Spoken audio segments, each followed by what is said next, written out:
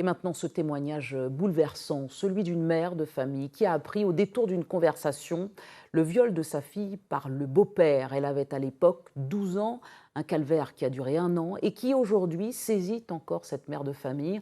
Un drame horrible qui ne porte pas de nom et qui la touche dans sa chair. Écoutez. C'est à Draveil, où elle habite encore aujourd'hui, que Babette Warren a vécu un drame. Donc voici l'appartement de l'horreur que j'appelle, là où j'ai perdu mon fils et là où ma fille a subi des violences sexuelles. Voilà. Cette aide-soignante de 37 ans, originaire de Martinique, a décidé de briser le silence autour d'un fléau qu'elle dit courant dans la communauté antillaise, l'inceste. J'essaie de faire comprendre que ça peut arriver à tout le monde. Je parle pour ces femmes qui n'étaient pas au courant, qui, afin qu'elles le découvrent, qu'elles aillent porter plainte, qu'elles ne laissent pas le temps passer. Cette mère refuse qu'on puisse dire qu'elle savait. En juillet 2015, séparée de son compagnon, elle apprend l'impensable. Je l'ai su par de ses collègues. En fait, elle me dit que oui, comment vous avez pu faire un trio à 3? Et j'ai dit comment ça?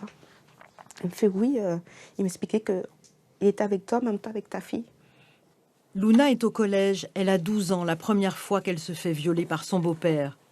Le calvaire durera 1 an. Quand elle l'apprend, Babette porte plainte à la police. Quand elle en parle autour d'elle, personne ne veut la croire. Bébé. Quand je leur dis que oui, voilà ce qu'il a fait. Ah bon?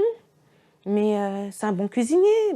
Mais en fait, mais c'est vrai, on le connaît. On savait qu'il faisait des trucs comme ça, mais bon, voilà quoi. C'était il y a 6 ans et le traumatisme est toujours présent.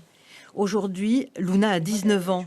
Mais pour sa maman, le temps s'est arrêté. Je la vois quand elle a 5 ans. Je la vois les moments où c'est une petite fille. On a beau me dire que ta fille, elle est grande. C'est une jeune femme. Non, je me suis arrêtée à ce moment-là. L'auteur des faits a été mis en examen. Dans l'attente du procès, Babette espère que son témoignage aidera les mamans des victimes, souvent montrées du doigt.